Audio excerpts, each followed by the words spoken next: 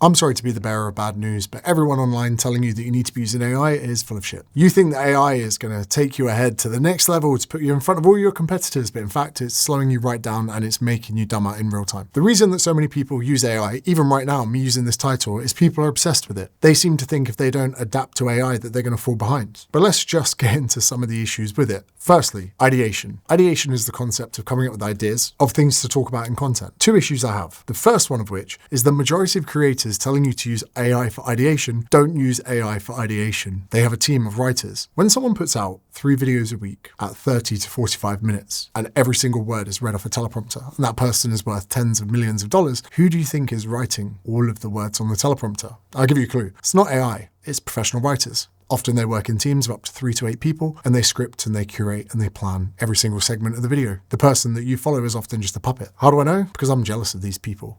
I wish I had a team of writers. I wish I could just turn the teleprompter on and just read shit out and have people gobble it up. But for me, I just wouldn't be able to sit here and read that out and feel proud about it. So when it comes to ideation, if you're going to rely on ChatGPT or Claude or whatever it is that you're using, in essence, it's as if you've hired someone for $25K a year at a junior level to come up with all your ideas. I've got a really good friend of mine actually, and he hired someone on maybe $40K a year. And suddenly all the ideas that he was putting forward were the ideas of someone on $40K a year. You cannot leave the ideation on what you talk about to AI because the ideas will just not be good enough. But the most dangerous pitfall people fall into is thinking that they are. Second, when scripting your videos, it's very important that you script and curate it. There's something that happens in writing, which I can tell you about, being a Sunday Times #1 bestselling author 3 times. You need to get into a flow state with your writing. And I've written over 10,000 marketing emails in my life, and there's something that happens that some of you can relate to. When you start an email marketing campaign, often it starts really, really poor. And then it's about half to 2/3 into the email that you actually jump and find something that's quite good to talk about. And suddenly you're in your flow state and you're cracking jokes and you're putting stuff out there. And then you go back and you delete the first part of the video. You just take it out. In the scripting process, some of your best jokes, some of your best ideas, some of the best talking points, they come out of your own mind.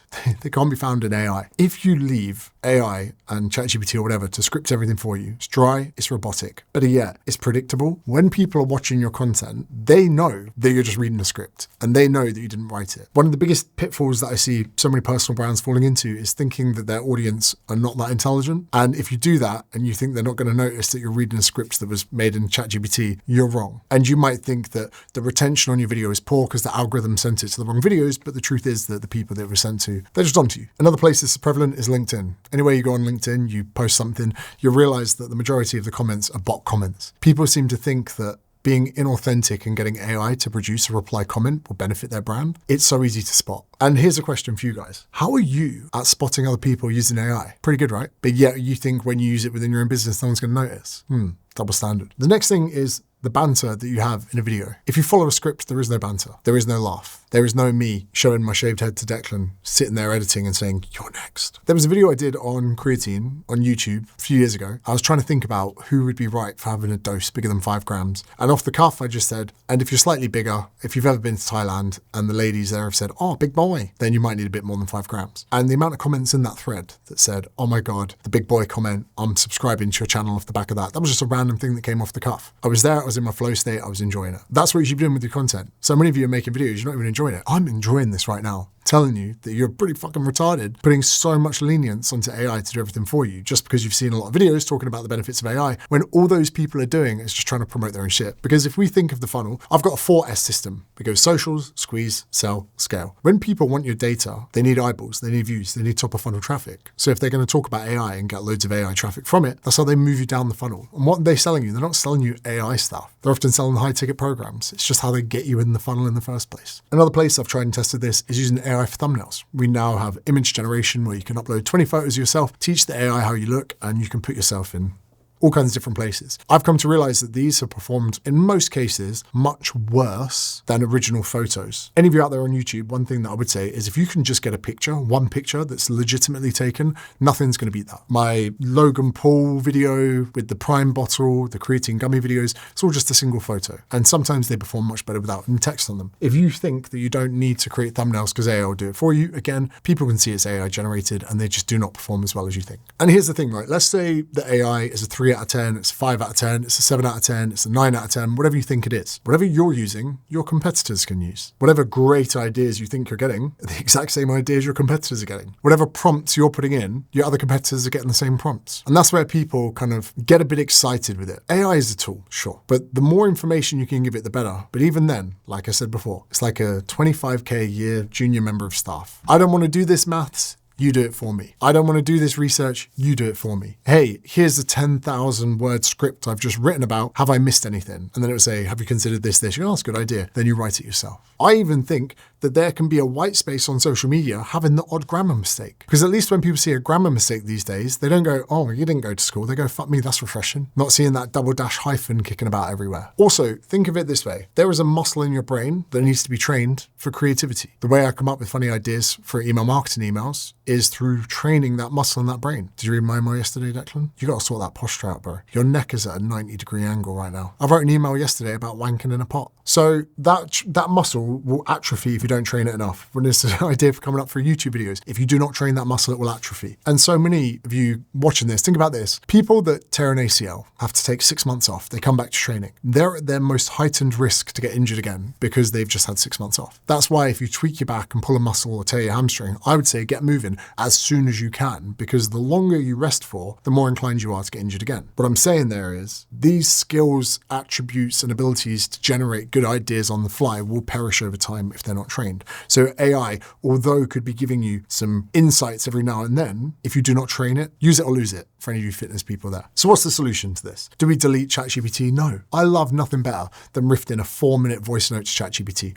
I love using AI. I use it every day. I just don't rely on it for the important stuff, such as emulation. Any of you looking for great ideas, rather than going to AI, go to YouTube, go to Instagram, go look at the best performing things in that field, because there is a tried and tested formula there for what is currently working. I just don't understand if you wanted to make a video about fat loss, or you wanted to do a video about how to structure a will, or you wanted to make a video on how to avoid corp tax, you wouldn't go look to what performed the best. There's something called the survivorship bias, where in essence, any given time, there are loads of people trying different things. And if you go to YouTube and look at things that are coming up on your home feed, they're the ones that survived. Out of all the people, they're the ones that perform the best. There was a story about World War II where planes were coming back and people were looking at where there were bullet holes in them. And they were saying, oh, cool, there's loads of bullet holes in the wing. Let's put more armor on the wings. And William something, I can't remember his surname, he said, no, don't put armor there. Put armor in the places where the planes didn't come back. So if there's bullet holes there and they made it back, that's not saying we need to put armor there. That's telling us the opposite. This is the survivorship bias. Because evidently where bullet holes hit that weren't there, they didn't make it back. So when looking to copy people pretty much ethically online, look at what's already working. The next thing would be mastery. So many of you think that you can jump past the boring part and go straight into the cool, sexy part. And I'm afraid that just doesn't work. And where AI makes you dumber, mastery makes you sound smarter. So for instance, if you're a PT, you want to have years of experience working with people on the gym floor.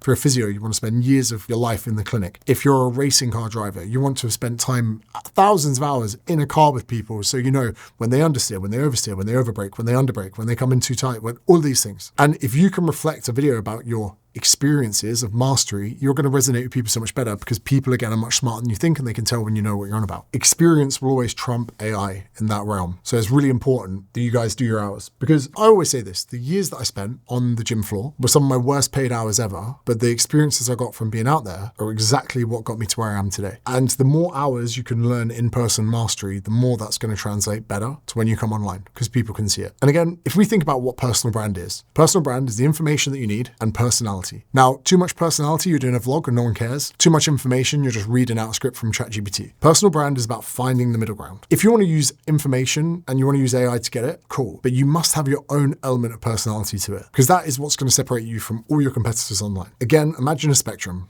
Information, personality. Personal brand sits in the middle. And AI is going to be the biggest hindrance to you developing a personal brand if you cannot get your personality across. All of us are made up of something called idiosyncrasies. An idiosyncrasy is something that is unique to us. Whether it's me, it's probably blunt, swear too much, can come across rude, sometimes condescending, maybe facetious could be a word that's thrown around, but ultimately it comes from a place of love. You shouldn't be using AI as much as you think you should. And if you do, it won't work well. There's going to be a link in the description if you want to work with me. But the main reason I'm here is if you want to survive in 2023, 2026. You must nail this personal brand spectrum. In the next 5-10 years, AI will be nowhere near able to do what having a good, strong personal brand can do. And what a good personal, strong brand can do is get leads to come to you rather than you going to them, which is why I put this live stream out online for you guys to watch, where you can find out absolutely everything that you need to. Dare I say, if you watch this, you may not even need to hire me and have me as your business mentor, because I give all the secret tips and trades away exactly in this video. So check that out.